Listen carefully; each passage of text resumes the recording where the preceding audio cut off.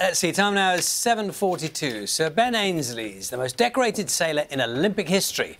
There's one elusive trophy he has yet to win, the America's Cup.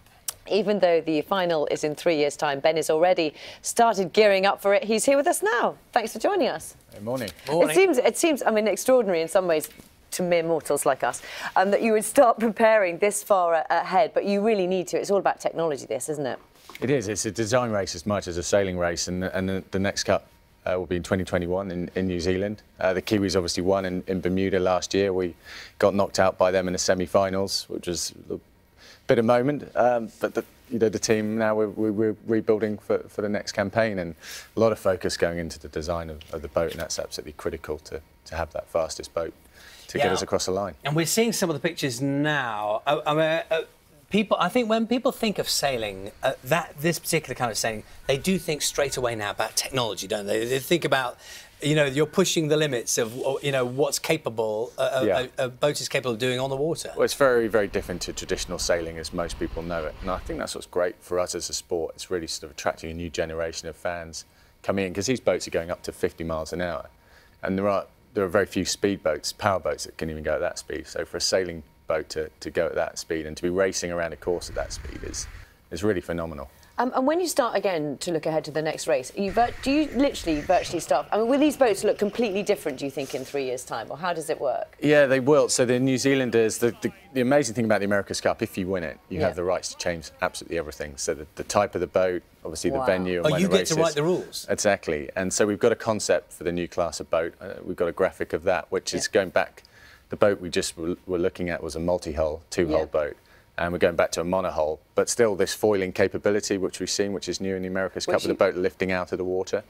And so it will be as quick, if not quicker, than the previous boat. And excuse my ignorance, I mean, sailing them will be quite different or not?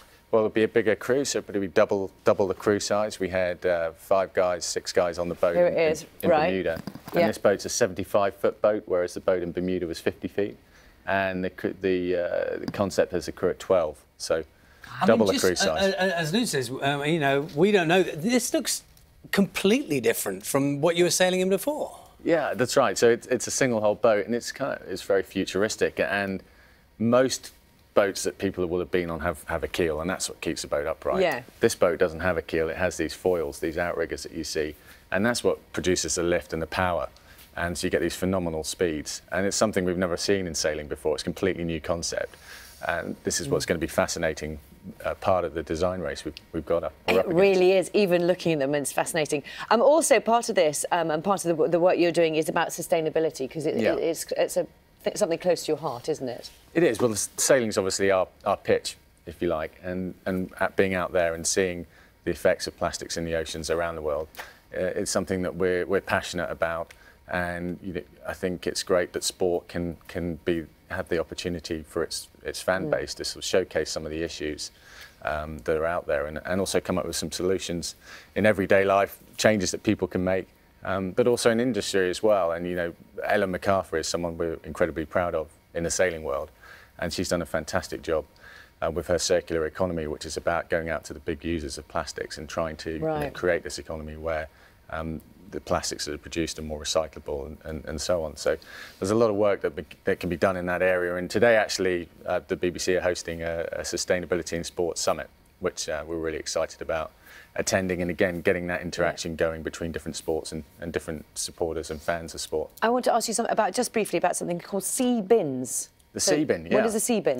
Well, it's effectively, as you imagine it, we put it in the water. We've got one of the first sea bins in the UK at our base down in Portsmouth. And that collects a lot of the rubbish that's out there in the water, and you know, it's clearly not going to solve the problem and automatically pick up all the plastics in the oceans. But what it does do, I think, it highlights just the effect and how much plastic there is out there. And so for people in our community down at the Canberra base in Portsmouth, they can come and see just how much plastics we're collecting and see what an issue it is. I bet when, you know, the weather as it is at the moment, given the conditions you normally operate in, do you think this is a breeze? I mean, you know... Well, yeah, I'm not sure we'd be out there. We have sailed in the snow. We trained in the snow a few times, but we try and avoid it if we can. Yeah. Oh, this is you sledging, apparently.